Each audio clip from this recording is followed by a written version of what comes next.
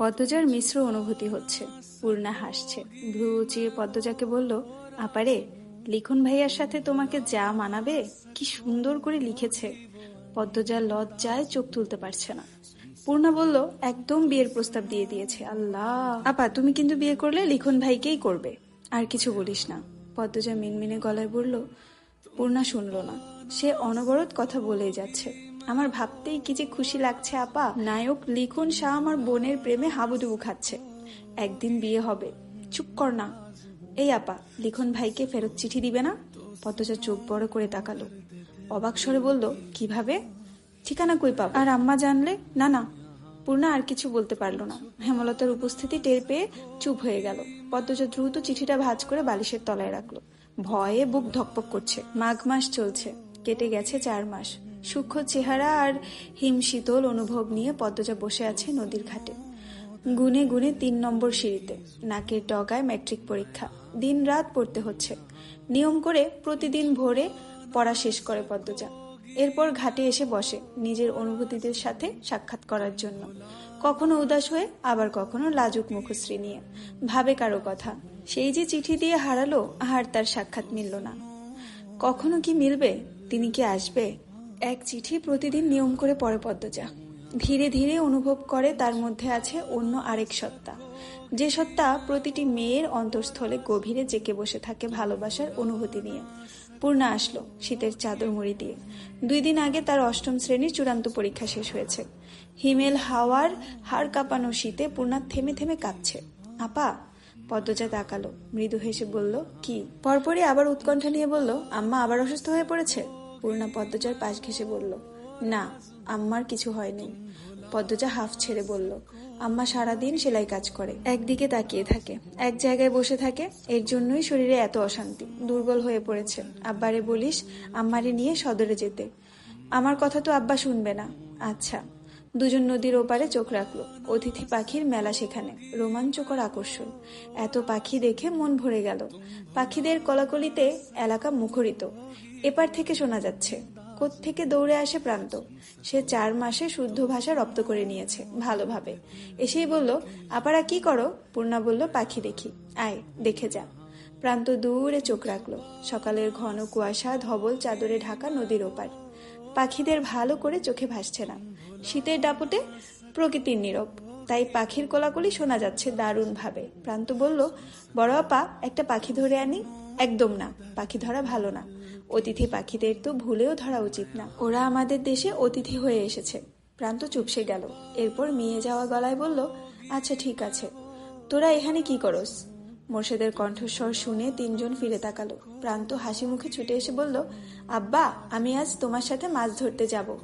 মোর্শেদ প্রান্তকে কোলে তুলে নেন। এরপর বলেন, তোর মায়ে আমার লগে কাজ্জা করব, আম্মারে আমি বলি। আচ্ছা যা, তুই রাজি করাইতে পারলে লইয়া যামু। পদ্মজার চোখ দুটি জলজল করে উঠল। মোর্শেদ গত 2 মাস ধরে প্রান্তকে চোখে হারাচ্ছেন। ছেলে নাই বলে হয়তো। প্রতিটা বাবা মায়ের একটা ছেলের আশা থাকে। হেমলতার পরপর 3টা মেয়ে জন্ম দিলেন। এই নিয়ে মোর্শেদ অভিযোগ করেননি, তবে মনে মনে খুব করে একটা ছেলে চাইতেন।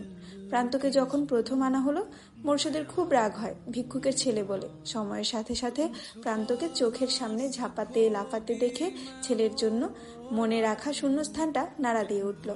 মোর্শেদ 2 হাত বাড়িয়ে দেন অনাথ ছেলেটির দিকে। এখন দেখে আর বোঝার উপায় নেই, মোর্শেদ আর প্রান্তর মধ্যে রক্তের কোনো সম্পর্ক নেই। মোর্শেদ কাঠখোট্টা গলায় 2 মেয়েকে বললেন, সদরে যায়াম, 2টার লেগা চাদর আনতাম না সুইডার? পদ্মজা কথাটা শুনে চমকালো। অনাকাঙ্ক্ষিত কিছু পেলে মানুষ কিছুক্ষণের জন্য স্তব্ধ হয়ে যায়। পদ্মজার অবস্থাটাও তাই হলো। খুশিটা প্রকাশ করার মতো পথ খুঁজে পাচ্ছে না। স্নায়ুকোষ থমকে গেছে। শীতের তাণ্ডবে প্রকৃতি বিবর্ণ, অথচ তার মনে হচ্ছে বসন্তকাল চলছে। ঢোক গিলে ঝটপট উত্তর দিল, আব্বা, তোমার যা পছন্দ তাই এনো আমার জন্য। খুশিতে পদ্মজার গলা কাঁপছে। মোর্শেদ অনুভব করলেন সেই কাঁপা গলা। গত সপ্তাহে রমিজের মেয়ে এক ছেলের সাথে রাত কাটাতে গিয়ে ধরা পড়ে। অলন্দুপুরে সেই কি তুলকালাম তাণ্ডব! ছেলেটাকে ন্যাড়া করে জুতার মালা পরিয়ে চক্কর দেওয়ানো হয়েছে পুরো অলন্দুপুর। আর মেয়ের পরিবারকে সমাজ থেকে আলাদা করে দেওয়া হয়েছে। পদ্মজা এত সুন্দর হওয়া সত্ত্বেও আজও কোনো চারিত্রিক দোষ কেউ দিতে পারেনি। মেয়েটার দ্বারা কোনো অনৈতিক কাজ হয়নি। তার ঘরে যেন সত্যি একটা পদ্ম ফুলের বাস। মোর্শেদ পদ্মজাকে নিয়ে দোটানায় ভোগেন। খারাপ ব্যবহারটা আগের মতো আসে না। তিনি দ্রুত জায়গা ত্যাগ করেন। পরদিন সকাল সকাল কলস ভরে খেজুরের মিষ্টি রস নিয়ে আসেন মোর্শেদ। প্রেমা খেজুরের রস দেখেই মাকে বলল, আম্মা পায়েস খাবো। আচ্ছা খাবি। সূর্য অনেক দেরিতে উঠল। প্রকৃতির ওপর সূর্যের নির্মল আলো ছড়িয়ে পড়ে। সূর্যের আলোতে কোনো তেজ নেই। 4 ভাই বোন কাঁচা খেজুরের রস নিয়ে উঠানে বসলো পাটি বিছিয়ে। খেজুরের কাঁচা রস রোদে বসে খাওয়াটাই যেন এক আলাদা স্বাদ, আলাদা আনন্দ। মোর্শেদ নারিকেল গাছে উঠেছেন। পায়েসের জন্য নারিকেল অপরিহার্য উপকরণ। আচমকা পদ্মজা প্রশ্ন করলো, আজ কি সোমবার? পূর্ণা কথা বলার পূর্বে হেমলতা বারান্দা থেকে বললেন, আজ তো সোমবারই, কেন? পদ্মজা খেজুরের বাটি রেখে ছুটে আসলো বারান্দায়। আজ স্কুলে যাওয়ার কথা ছিল আম্মা। ঝুমা ম্যাডাম বলেছিলেন গুরুত্বপূর্ণ কথা আছে, সবাইকে যেতে হবে। আমায় বলে রাখতি, সামনে পরীক্ষা, গুরুত্বপূর্ণ দেখে পড়া দিবেন, এজন্যই ডেকেছেন। তাড়াতাড়ি যা। এই পূর্ণা, তুইও যা। 2 বোন বাড়ি থেকে দ্রুত বের হলো। সূর্য উঠলেও কনকনে শীতটা রয়ে গেছে। দুজনের গায়ে মোর্শেদের আনা নতুন সোয়েটার। পদ্মজা যখন মোর্শেদের হাত থেকে সোয়েটারটা পেল, আবেগ লুকিয়ে রাখতে পারেননি। মোর্শেদের সামনে হাউমাউ করে কান্না করে ওঠে।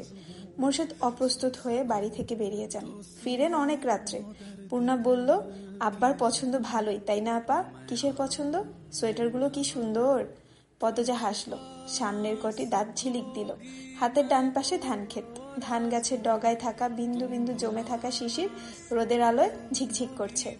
অনেকে হাতে কাঁচি নিয়ে প্রস্তুতি নিচ্ছেন ধান কাটার। বাতাসে নতুন ধানের গন্ধ। হঠাৎ পূর্ণা চেঁচিয়ে উঠল, আপারে, লিখন ভাই। পদ্মজার নিঃশ্বাস গেল থমকে। মুহূর্তে বুকের মাঝে শুরু হয় তাণ্ডব। পূর্ণার দৃষ্টি অনুসরণ করে পিছনে তাকালো পদ্মজা। লিখন ব্যস্ত পায়ে এদিকে আসছে। পাশে মগা। পদ্মজা অজানা আশঙ্কায় চোখ ফিরিয়ে নিল। পূর্ণাকে বলল, এখানে আর এক মুহূর্তও না। কথা শেষ করে পদ্মজা স্কুলের দিকে হাঁটা শুরু করলো। পূর্ণা অবাক হয়, কিন্তু এ নিয়ে রাগ করলো না। লিখন পিছন পিছন আসছে। পদ্মজার বুক কাঁপছে বিরতিহীন ভাবে। চাহনি অশান্ত। বটগাছের সামনে চিন্তিত ভঙ্গিতে দাঁড়িয়ে আছে লিখন। শীতের সূক্ষ্মতায় বটগাছের অধিকাংশ পাতা ঝরে পড়ছে। লিখনের কাছে শীতকাল খুবই অপছন্দের ঋতু। শীত চরম সূক্ষ্মতার রূপ নিয়ে প্রকৃতির উপর জেকে বসে থাকে, যা সহ্য হয় না লিখনের। ঠান্ডা লেগেই থাকে। ছোট থেকে কয়েকবার নিউমোনিয়ায় ভুগেছেন। সে মনে প্রাণে বিশ্বাস করে রক্ষতা, তিক্ততা ও বিষাদের প্রতিমূর্তি শীতকাল। তখন পদ্মজা এত দ্রুত হাঁটছিল যে মনে হচ্ছিল সে পালাতে চাইছে। লিখন আর এগোয়নি, পালাতে দিল পদ্মজাকে। মগা বলেছে পদ্মজার লোক সমাজের ভয়, তাই লিখন এই নির্জন মাঠের পাশে বটগাছের নিচে দাঁড়িয়ে আছে। পদ্মজা এ পথ দিয়েই বাড়ি ফিরবে, তখন যদি একটু কথা বলা যায়। পদ্মজা জড়সড় হয়ে হাঁটছে। আতঙ্কে ঠোঁট শুকিয়ে কাঠ। বারবার জিহ্বা দিয়ে ঠোঁট ভিজিয়ে নিচ্ছে। পদ্মজা মিনমিনি গলায় পূর্ণাকে ডাকলো, পূর্ণা রে। পূর্ণা তাকালো। পদ্মজা এদিক ওদিক তাকিয়ে বলল, আমার ভয় হচ্ছে। উনি মাঝপথে দাঁড়িয়ে নেই তো? পূর্ণা চরম বিরক্তি নিয়ে বলল, থাকলে কি হয়েছে, খেয়ে ফেলবে? পদ্মজা আর কথা বলল না। পূর্ণার সাথে কথা বলে লাভ নেই। তখন লিখন শাহকে পাত্তা না দেওয়ার জন্য পূর্ণার খুব রাগ হয়েছে। পদ্মজা বরাবরই মাথা নিচু করে হাঁটে, তাই লিখন শাহকে দেখতে পেল না।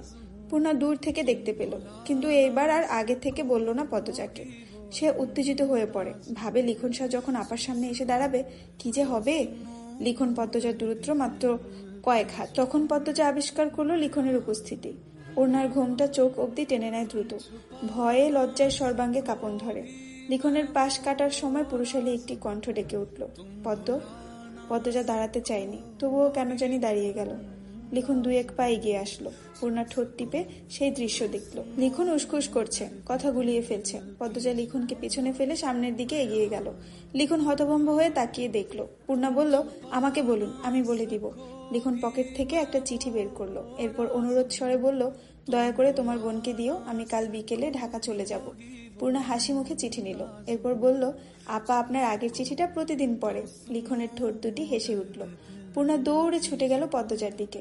লিখন আর পিছু নিল না। পূর্ণা আসতেই পদ্মজা ধমকে উঠল, কি কথা বলছিলে এত? কেউ দেখলে কি হতো? তুই আম্মার কথা কেন ভাবছিস না? পদ্মজার কাঁদো কাঁদো স্বরে পূর্ণা চুপসে গেল। সত্যিই কি সে বেশি করে ফেলল? পূর্ণা চোখ নামিয়ে চুপচাপ হেঁটে বাড়িতে চলে আসলো। চিঠির কথা পদ্মজাকে বলা হয়নি। গোধূলি বিকেল হেমলতা পদ্মজাকে ফরমাইশ দেন, পদ্ম কয়েকটা টমেটো নিয়ে আয়। আচ্ছা আম্মা। পদ্মজা লাহারি ঘরের ডান দিকে আসে। হ্যালো, আসসালামু আলাইকুম এভরিওয়ান। আপনারা শুনছেন আমার কণ্ঠে আমি পদ্মজা গল্পের 12তম পর্ব। আমার কণ্ঠে যদি গল্পটা আপনাদের ভালো লেগে থাকে অবশ্যই শেয়ার করে দিবেন। আর এই গল্পের লেখিকা হচ্ছে ইলমা বেহরুজ আপু। আমি জান্নাত রহমান শুধুমাত্র ভয়েস দিচ্ছি। যত বেশি বেশি শেয়ার হবে তত বেশি বেশি গল্প আপলোড হবে। ধন্যবাদ।